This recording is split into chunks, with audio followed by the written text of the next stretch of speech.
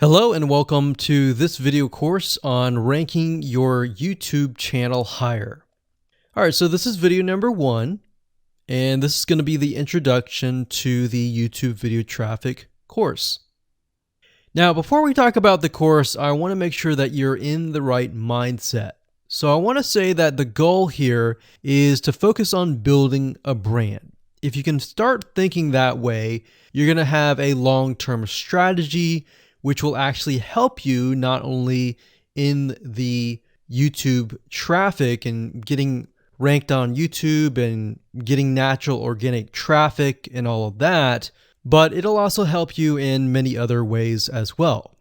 Now, while that may not make a lot of sense right now, it will in just a second. Now, this is not about throwing hundreds or even thousands of backlinks at your YouTube channel properties or videos. What you really want to do here is to focus on quality and not quantity here. And by doing that, it will actually help you in the long run, as you'll just see in just a minute.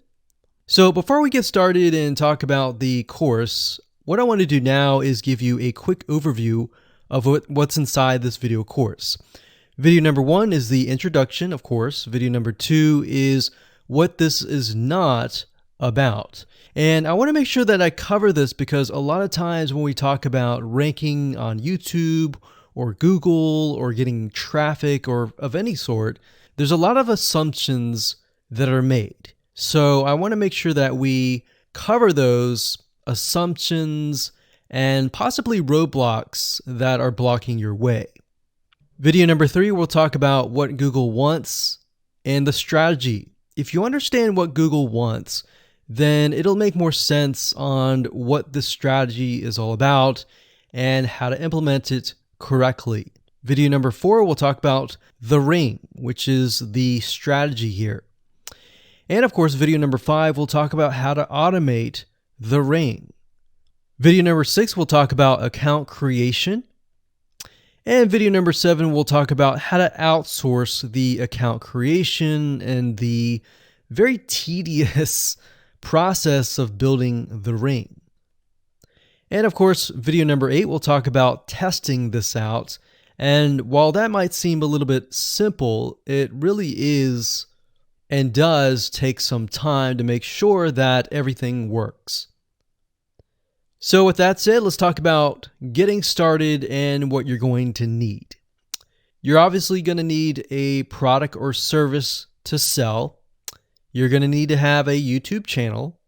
You're going to definitely need to have money to outsource. If you do it yourself, it's going to take about a week or sometimes 2 weeks. But once it's set up and is good to go, then everything is automated.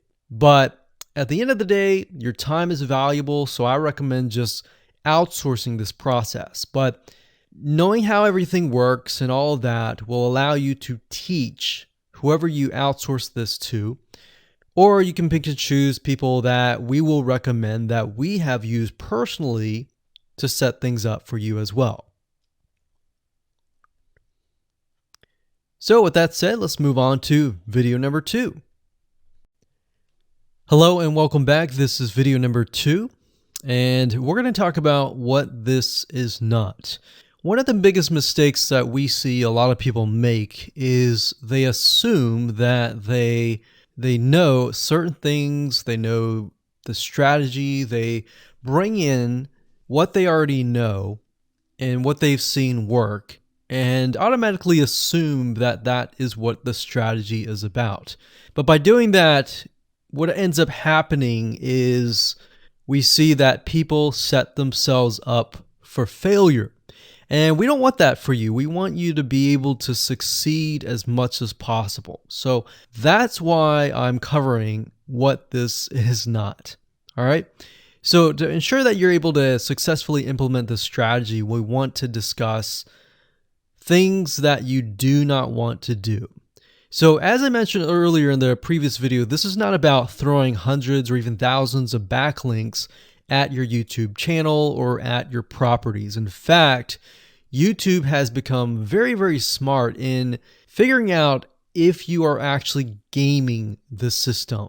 So what we're trying to do here is think of a strategy that works long term. So you want to focus on quality and not quantity here. It's better to get a few backlinks that are of quality rather than getting thousands of backlinks that don't even relate to your content. And we're not talking about automated softwares either.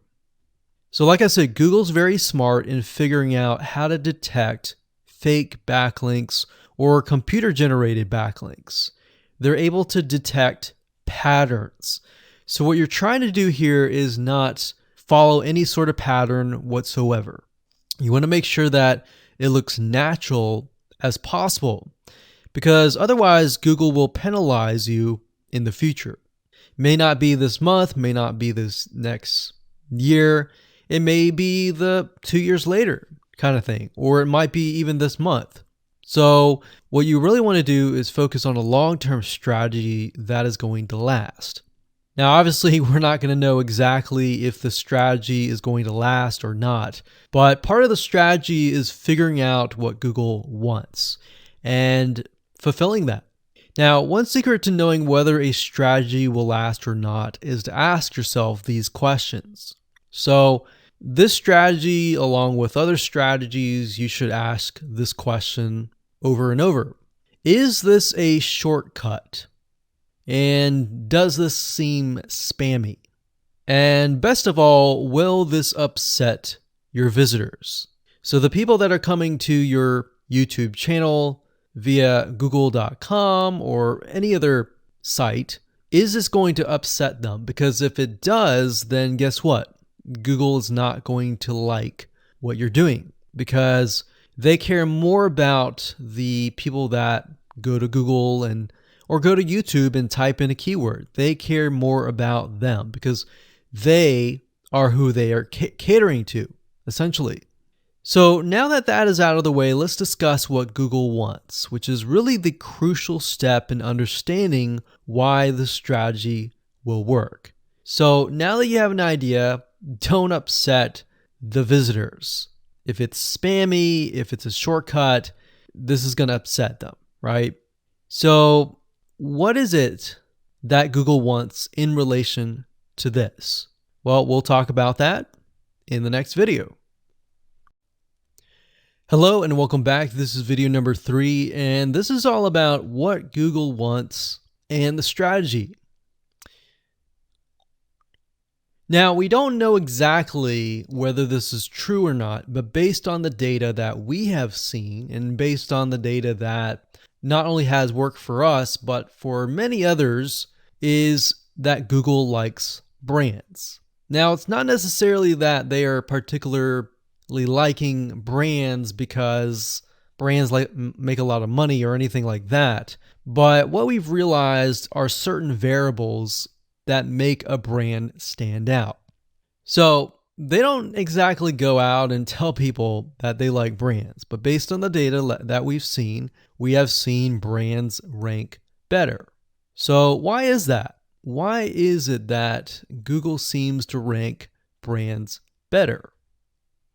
It's because brands last long term, and they oftentimes provide value. Remember, going back to what makes the visitors happy, it's the value that they are offering, right? At least the majority.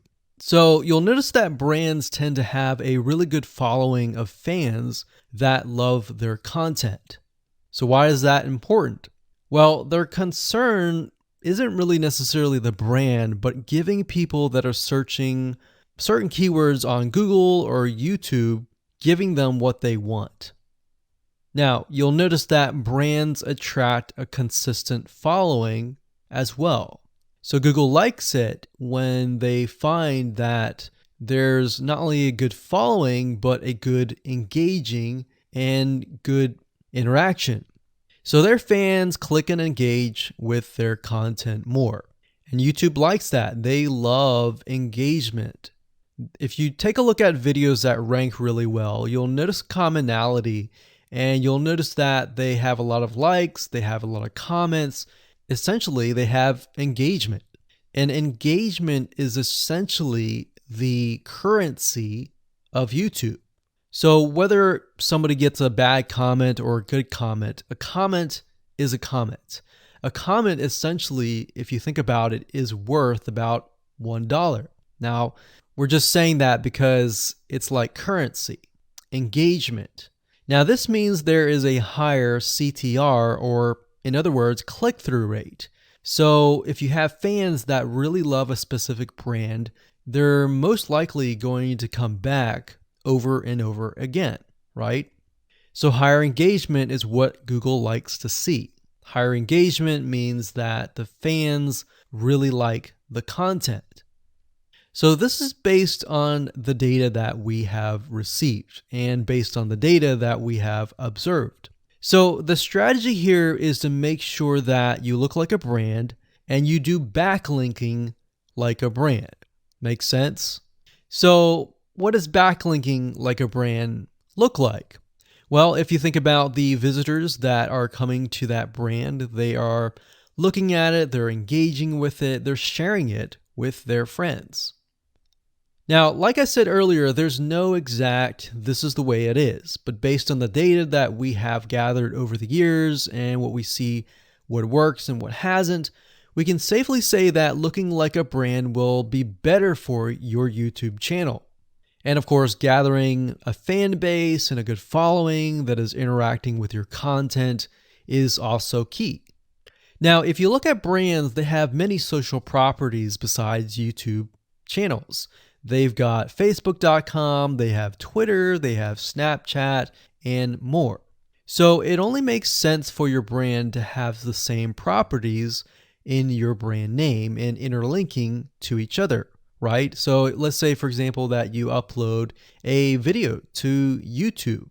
Then it's going to make sense for you to post that same YouTube video or share it via Facebook, Twitter, Snapchat, and more. So essentially, we're interlinking them together. And that kind of brings us to this strategy, which is the ring. You're basically interlinking everything together. So like I said, for example, you post a video on YouTube, it needs to be pushed to Twitter, your Facebook fan page, and other social properties. And fortunately, because everything is going to be automated, once you do that, it will trigger and it will automate the whole process. So it makes sense because your fans will be located at these different social properties. So some people will be at Facebook, some people will prefer Twitter, and some people will prefer maybe Snapchat or Instagram and other social properties.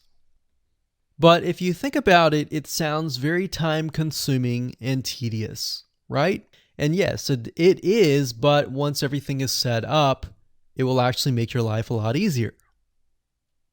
But like I said, don't worry, we're going to show you how to speed things up with a few dollars.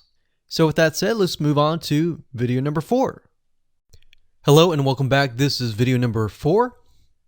And we're going to talk about the ring, which is the strategy. So in the previous video, we discussed why having different social media properties interlinked together can help Google see you as a brand who is sharing your content to your audience. In other words, these aren't just random backlinks, but links from big sites that are branded towards your company. And this is why this is super targeted and is much more powerful than a simple backlink. Make sense? So now let's take a look at what this looks like in real life. So let's head on over to our nifty mind mapping software. I'm going to map things out so that you're going to be able to visually see how it all works. Okay, so to better understand how this works, we're going to map things out. Now, before we map things out, I want to start with some basics, and let's just pull this out here. So essentially the concept here is as you're building your brand, you're going to have many different social properties. And let's say, for example, this is the Facebook fan page. So that's your fan page. And we've got the YouTube channel over here because that is our end goal, is to have our YouTube channel get ranked higher. So essentially what we're doing is we're getting a backlink from this to here. And this could be Facebook, it could be Twitter, it could be Instagram, it could be any other social media platform. But it has to be branded towards you. It can't just be somebody else's fan page unless it is actually related.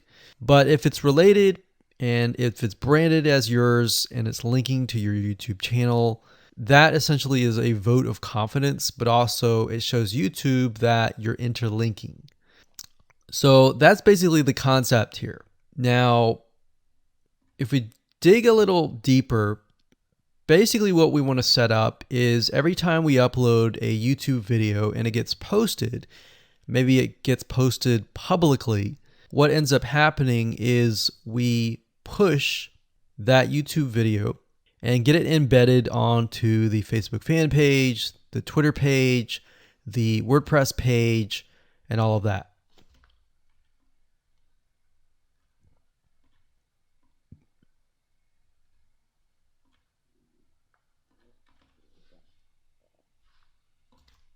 So we'll put Twitter.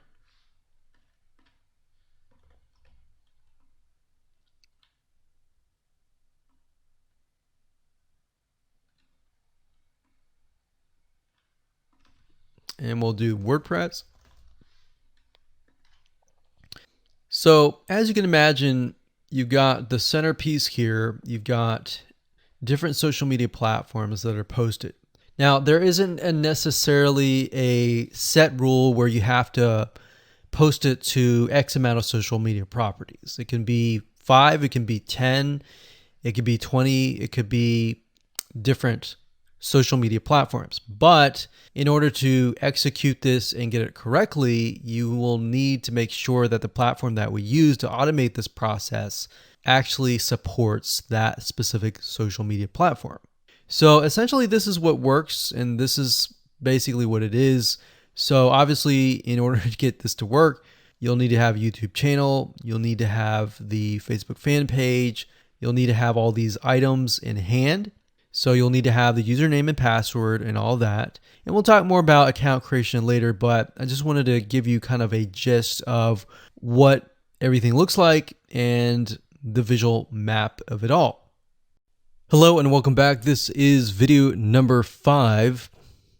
We're going to talk about how to automate the ring. Now that you understand how everything is interlinked, how everything is connected, and how you can kind of be creative and make your own ring. So after viewing the previous video, you can imagine how tedious and overwhelming it is to have to maintain the ring, much less get it set up yourself. But lucky for you, there is a way to automate it once you have set things up. It's getting things set up is the tedious process. Now, there's a software platform called IFTTT, and there's another one called Zapier.com that allows you to automate the process of moving content all around your social properties. So you could take a YouTube video and have it pushed to your WordPress site. And by pushed, I mean have it embedded on your WordPress site and then have it shared on your Facebook fan page, your Twitter page, your Instagram, and all of that. So you have essentially what we call triggers that whenever the trigger happens, then something else happens. So what IFTTT stands for is if, then, this, that. So if this happens, then what kind of deal. Now, between the two, Zapier will cost you a lot of money after a while. A lot of times they'll give you some free triggers and zaps, which is what they call it. And beyond that, it will cost money. Whereas with IFTTT, it's just as good, but it's free. So let's hop on over and show you how IFTTT works. Okay, so if you head on over to ifttt.com, that's ifttt, 3ts.com, you'll see this page. You can go ahead and create an account, and you'll find a lot of really cool, interesting triggers, is what we call it, in ifttt. So what a trigger is let's say you upload a YouTube video, and then the system detects that the video has been uploaded. What do you want to happen after that happens? So if YouTube video has been uploaded, then post it to WordPress. Then after that, take the post on WordPress, maybe post it elsewhere, or post the YouTube video to Twitter, and so forth and so forth. So as you can imagine, this does get tedious, but if you map things out, if you know ahead of time what it's going to look like, then you can simply look at it and say, okay, I'm pointing YouTube to Twitter. So anytime video has been uploaded to YouTube, then it simply gets pushed or embedded into Twitter. So we need to make a IFTTT trigger for that. So to do that, it's very easy. All you have to do is go to My Applets up here, and you can do a search for applets. Now services over here, I'm not going to click that, but this tab here allows you to essentially connect to all the services that you're going to be using. So for example, as you can see here, I've got Tumblr to Weebly, RSS to Google Drive, a YouTube like to OneNote, YouTube like to Facebook page. And the reason why you might want to have YouTube likes is, let's say for example that you already have maybe 50 videos on your YouTube channel, but you want to find a way to get those videos embedded. So what we figured out is that YouTube likes is the way to go. So obviously you can't re-upload a video that hasn't already been uploaded and is already getting thousands of views. The way you go about it is create a YouTube like trigger so that you can simply like it, and then it gets posted to throughout your network. Now, as you can see here, you can easily get lost in the mix of everything. So that's why I said visually map everything out first, and then from that point, then you can simply go in and set things up. So like Blogger to Weebly, YouTube to Facebook, YouTube to Blogger, YouTube to Instapaper, YouTube to DIIGO, YouTube to Google Plus page via Buffer, and all that. And we got YouTube to Tumblr, YouTube to Twitter. So it can go on and on and on if you really wanted to, or you can simply pick and choose what you want and what you don't want and go from there. Now, in order to turn them on, you can simply click here to turn them on. But for the sake of just showing you, this is what it looks like. So as you can see, the Tumblr to Weebly is activated. So when it is activated, it'll have the on button and the green light. Hello and welcome to video number 6, and we're going to talk about account creation.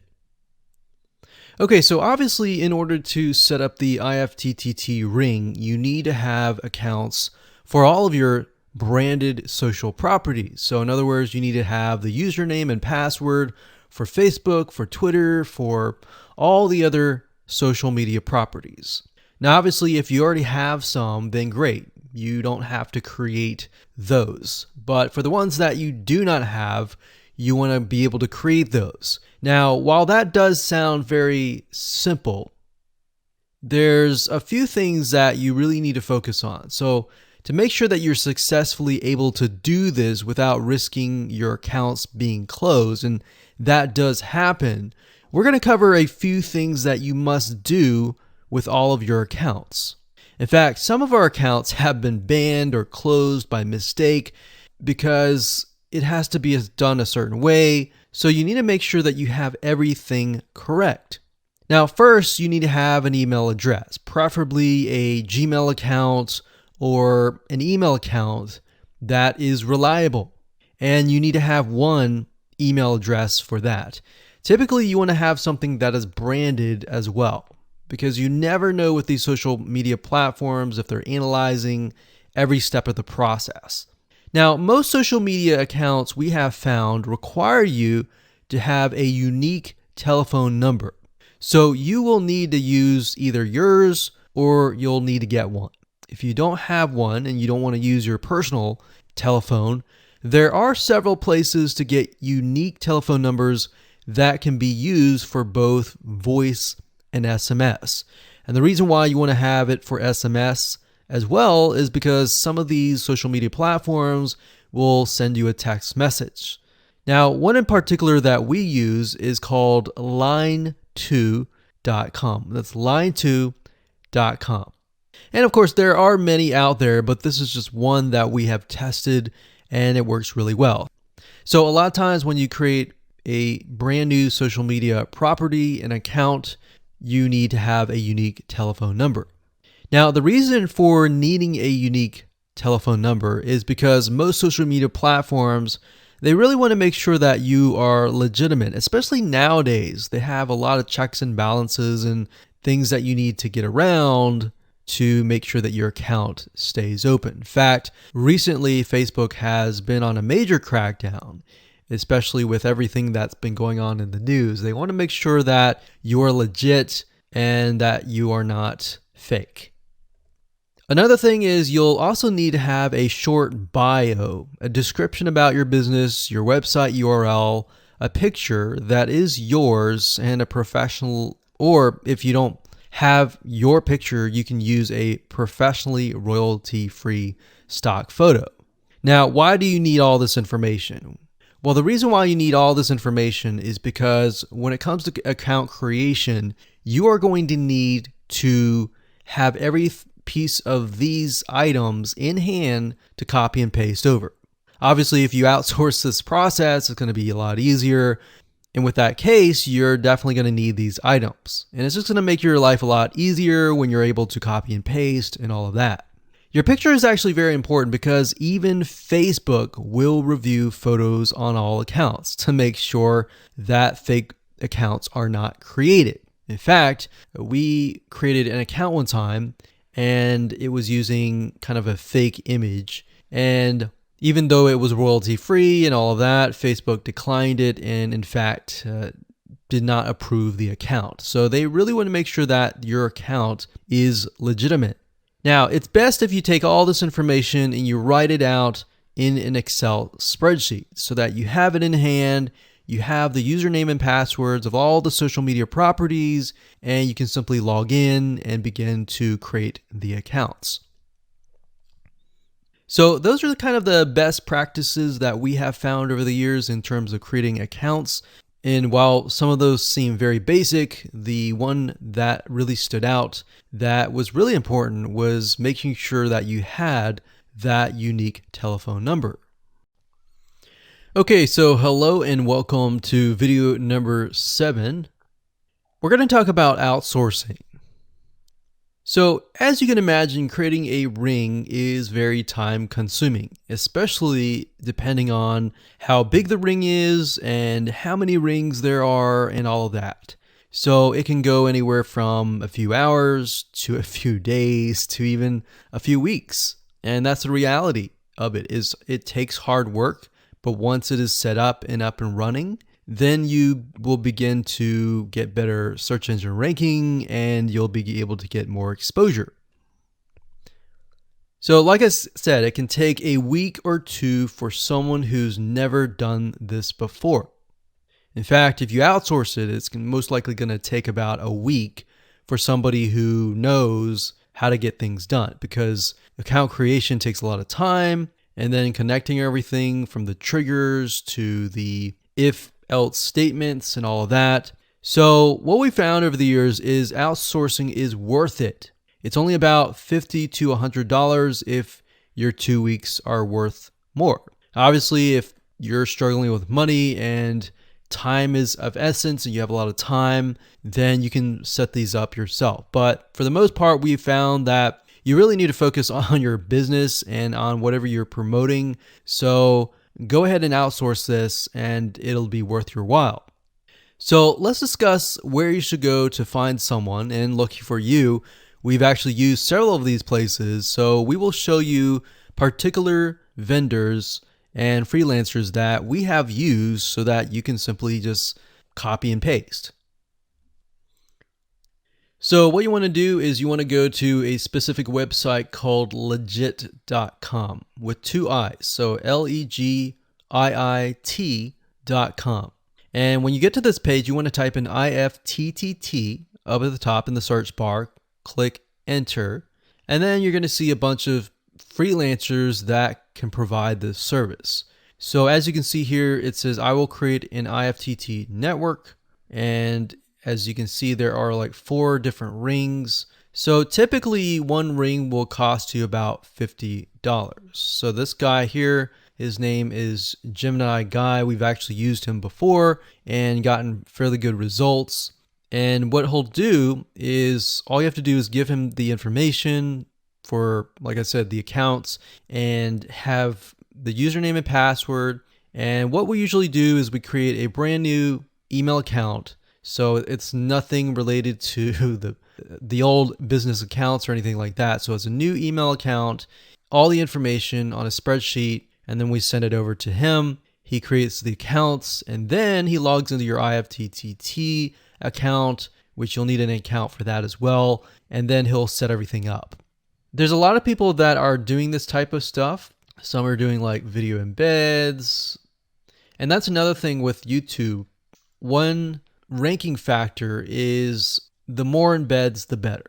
But the more embeds that are done on a branded social property or a property that is actually related to your theme, that is actually better. The reason why is an embed is kind of considered a backlink to YouTube. So if we were to create a IFTTT network that is specifically creating as many embeds in different social media properties, that can help as well. So we can have a ring or several rings, and on top of that, we can have video embeds. Now, the nice thing about legit.com is it's really focused on a lot of online marketing, SEO, and other different services like backlinks, PBN links, and all of that. But what we found is you don't want to get too fancy. You want to start out slow and work your way up. Because if you start just throwing a bunch of backlinks or even video embeds right away, it doesn't look natural, right? If you release a piece of content, sometimes it can take a week or weeks until you start getting hundreds or even thousands of likes or engagement. So you don't want to throw thousands or even hundreds of thousands of backlinks right away, right? So that's not going to look natural. And going back to what we talked about earlier in the previous videos, does it look natural? If it doesn't look natural or doesn't seem natural, then that can be a problem. So legit.com is an awesome site to go to.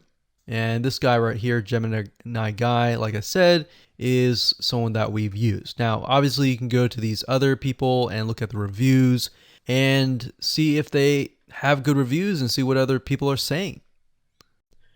Hello and welcome to video number 8. This is all about testing and making sure that you understand how to test it to make sure that it works. Because I will say once these are set up, a lot of times, sometimes they work. A lot of times, sometimes one of the items throughout the line does not work. So I'm going to show you how to troubleshoot it. So whether you created the ring yourself or you hired somebody to do it, testing is very, very important. In fact, we outsource most of our rings, but yet we still have to go back and test it out. A lot of times when these freelancers are in the mode, they'll test it out, but they're really relying on you to test it out because they can't upload a YouTube video to your YouTube channel unless they have access. And a lot of times we don't give them access for, privacy and security reasons. So let's go ahead and discuss how to do that. So let's hop on back over to IFTTT and I'll show you how you need to test things out. Okay, so we're back at IFTTT, and what I recommend that you do is you open up the Excel spreadsheet that the freelancer gives you or that you've created yourself. And on that Excel spreadsheet, it should have your username and password and all the links to all of the accounts that were created. So in that case, how do we test it out? Well, obviously we're going to need to upload a video to YouTube. Now, I'm not going to do that now, but if you upload that, everything should work throughout the network. So the way you can test things out is simply by going to the websites that are in the Excel spreadsheet. So once you go there, if it has been posted, it works. If it's not working. If it's not working, then you'll need to kind of troubleshoot it. Either get the guy who created the ring to help you out, or if you did it yourself, this is basically what you need to do.